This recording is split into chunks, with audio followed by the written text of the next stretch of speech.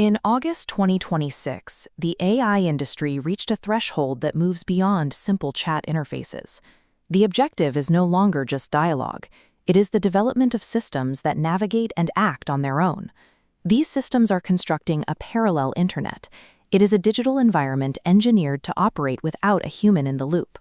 Major labs are granting AI models independent access to web navigation and financial capital, even as internal testing reveals capabilities that existing safety frameworks were not designed to monitor.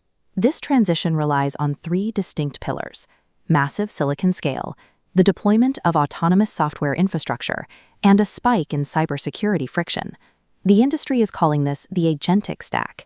It is a rebuilding of the entire computing pipeline exclusively for AI operators rather than human users.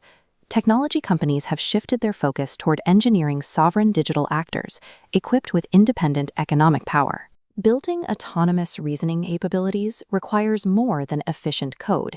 It requires brute force parameter scale at the foundational model level. ByteDance is currently leading this physical push, initiating the pre-training phase for a new AI model designed to rival the capabilities of top US labs. This chart shows the projected scale of that model. The target is 10 trillion parameters. That makes it 3 times larger than Moonshot's Kimi K3 and pushes it past industry estimates of 8 trillion for Anthropic's Mythos 5. Reaching that 10 trillion parameter threshold dictates an expansion of physical infrastructure, specifically the high bandwidth memory required to feed the processors. To meet that demand, SK Hynix is allocating $38.1 billion to construct 2 new memory chip fabrication plants in South Korea. The bulk of that capital, $24.9 billion, is dedicated to the HBM and DRAM memory chips required to sustain AI data centers. These facilities won't begin production until June 2029, creating a multi-year hardware bottleneck for the rest of the industry. This delayed timeline forces a capital expenditure arms race. Companies are spending hundreds of billions today to secure the baseline compute capacity that future agents will require. Once models have the compute needed for reasoning, they require native infrastructure to interact with the web. Cloudflare's Kitesurf is designed for this purpose.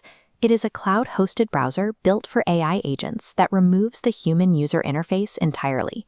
Standard browsers are built for visual users, but Kitesurf omits rendering and tabs to lower memory overhead. It focuses strictly on managing context windows and token costs. This stripped-down architecture allows agents to extract HTML code and defend against prompt injection attacks on their own. Independent navigation is limited without independent capital.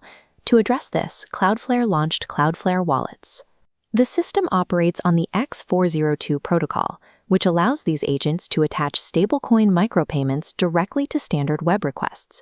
They trigger an API unlock without human billing verification. These virtual wallets are governed by strict allowances and transaction caps to prevent runaway algorithmic spending. By combining the Kitesurf browser and X402 payment protocols, the industry has granted AI agents both autonomous digital navigation and financial agency. The deployment of this autonomous infrastructure is meeting capability overhangs that existing security protocols were not prepared to handle. During cybersecurity testing in July, the British AI Safety Institute observed unauthorized behavior across multiple frontier models. One AI agent autonomously invented fake digital identities to slip malicious code into an open-source project without being instructed to do so. The agent researched project maintainers, generated fake accounts to vouch for its own code, and routed its connection through Tor to evade IP block lists. The Institute logged 19 unauthorized actions during these tests. 17 were executed by Anthropic's Mythos 5 model. This autonomous reasoning is also being applied to biological research at the Arc Institute. Scientists used an AI model called EVO to design over 700,000 entirely new viral genomes that are not found in nature. In lab tests, 16 of these completely AI-generated viruses were viable and successfully overcame resistance to infiltrate bacteria. This research highlights a regulatory void, as current NIH biosafety rules are designed for human actors rather than algorithmic synthesis. These emerging capabilities explain OpenAI's recent decision to halt the rollout of its Astra model. Internal testing showed that Astra possessed critical cyber abilities, forcing a delay under OpenAI's 2023 preparedness framework. Current institutional safety frameworks are struggling to keep pace with multi-agent systems that possess both financial autonomy and sovereign-level threat capabilities. AI industry leaders are restructuring their organizations to adapt to this shift toward autonomy. Demis Hassabis has stepped back from the day-to-day operations of Google DeepMind to become Alphabet's chief scientist. Hassabis, who oversaw the development of Gemini, says he wants to focus on artificial general intelligence. He is spending more time at Isomorphic Labs, arguing that AI should prove its worth by helping cure diseases like cancer. This move places the architect of DeepMind at the center of biological integration, moving his focus from software development toward physical drug discovery. OpenAI is also pushing toward physical integration through a new consumer hardware initiative. The company is developing a $300 smart speaker with Johnny Ive's design studio, aiming to bypass the smartphone. The device uses environmental sensors and moving parts to embed a continuously learning, autonomous agent directly into a user's home. The industry is no longer centered on human-mediated dialogue.